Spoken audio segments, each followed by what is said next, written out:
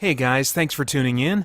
We've got a ton going on here at Spirit Blade Productions and Christian Geek Central, including our in-depth Bible study for geeks, movie, game, and other entertainment reviews or commentary, live streams, Christian geek news, original audio dramas, and tons more. And on top of all that, you can become a Spirit Blade insider with an influential voice and get access to exclusive content and rewards.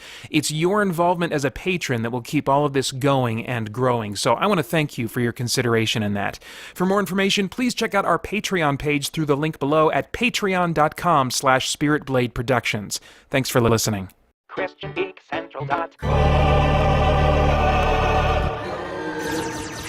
Hey, Peter Franson here from christiangeekcentral.com and Spirit Blade Productions, taking a look at your Christian Geek News radar covering the month primarily of October. A lot of stuff was going on. First off, we had the announcement that Netflix is going to be developing a series and films, maybe a combination of a TV miniseries and films based on the Chronicles of Narnia by C.S. Lewis. You can find this story over at narnia.com. I commented on this story kind of in collaboration with the folks over at Speculative Faith, sharing one of their articles, followed by my own thoughts in a video that I released on our YouTube channel this month titled, Is Netflix Not Safe But Good for Narnia? So you can check that out at youtube.com/ChristianGeekCentral. Very interesting news, and I can only say, wow, we will see what happens and how that property is treated, and if it gets a better home on Netflix than it's had with, who's it been with so far? Fox and I can't remember who before that, but yeah, it'll be very interesting to see what happens with that. Also of note is the release of Soul of the Empire. This is a board game from Chara Games. The description reads, 54 AD, Rome stands at the height of its power with majestic buildings, robust infrastructure, and the world's mightiest army. Rome's legions have vanquished her foes, and the empire stands secure. Or does it? Agrippina the Younger's deadly intrigues ensure Nero's rise to power, but can Nero hold the empire together? Oppressed people all over the empire yearn for their freedom. In particular, the Jews hunger for their independence and the chance to cleanse their homeland.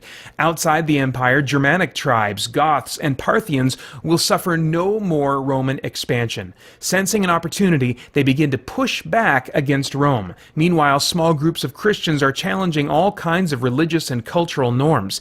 Each faction has unique objectives and their own asymmetric advantages to exploit. They simply need your skill and cunning to turn the tide of history in their battle for the soul of the empire. Soul of the Empire is a 2 to 4 player, 2-hour, medium to heavyweight, asymmetric game of strategy and combat. Players step into the role of the Roman, Jewish, coalition, or Christian factions. Each faction can win by either collecting 7 objective points or achieving their faction's unique special victory condition. This ensures that each faction always has a fighting chance to grasp victory. So Soul of the Empire from Christian tabletop gaming publisher Chara Games is available on online stores already and will be available, I think, in just a matter of days in retail stores.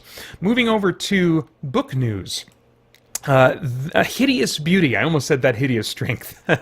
Hideous Beauty by Jack Kavanaugh, released this month. The description reads, this world isn't what you think it is. Every day they slip across our borders to infiltrate our government, our schools, our neighborhoods. Homeland Security can't stop them. The armed forces are no threat to them. Powerful and unseen, they cannot be stopped. And they have been doing this for millennia. On what should have been the best day of his life, Pulitzer Prize-winning author Grant Austin learns of a plan to assassinate the President of the United States. Every attempt to sound the alarm is thwarted, and Grant soon finds himself at the center of an even greater battle that predates time, as he stands alone against ancient powers and unspeakable evil. Evil that can only be described as a hideous beauty. And that book, again, Hideous Beauty by Jack Kavanaugh from Enclave Publishing. Then we've also got Mark of the Raven, part of the Ravenwood saga that released, written by Morgan L. Boose. If I'm pronouncing that wrong and you're listening, it's B-U-S-S-E. B-U-S-S-E. The description for Mark of the Ravenwood saga reads, Lady Selene is the heir to the great house of Ravenwood and the secret family gift of dream walking. As a dream walker, she can enter a person's dreams and manipulate their greatest fears or desires. For the last 100 years, the Ravenwood women have used their gift of dreaming for hire to gather information or to assassinate. As she discovers her family's dark secret, Celine is torn between upholding her family's legacy, a legacy that supports her people, or seeking the true reason behind her family's guilt. Her dilemma comes to a head when she is tasked with assassinating the one man who can bring peace to the nations, but who will also bring about the downfall of her own house. One path holds glory and power and will solidify her position as Lady of Ravenwood. The other path holds shame and execution. Which will she choose? And is she willing to pay the price for the path chosen? So again, that's Mark of the Raven, part of the Ravenwood Saga by Morgan L. Busse, B-U-S-S-E. And then in some sobering news, Christian author Brandon Barr is facing his final days. This was reported over on epicfantasyfanatics.com with the hashtag Brandon's Buddies on October 27, 2018.